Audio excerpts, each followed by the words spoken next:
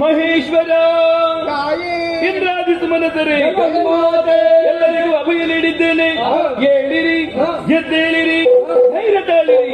ಮಕ್ಕಳೇ, ಓಂಕಾರ ಸ್ವರೂಪಿಣಿಯು ಆದಿ ಮಧ್ಯಂತರಹಿತಳು ಇಚ್ಛಾಶಕ್ತಿ ಸಂಯುಕ್ತಳು ಆದಂತಹ ನನ್ನನ್ನು ಒಂದೇ ಮನಸ್ಸಿನಿಂದ ಧ್ಯಾನಿಸಿ ಪ್ರಸನ್ನೀಕರಿಸಿಕೊಂಡಿದ್ದೀರ. ಇಶಾ ಕಮಲದಂತಾಗಿದೆ ನಿಮ್ಮ ವದನ.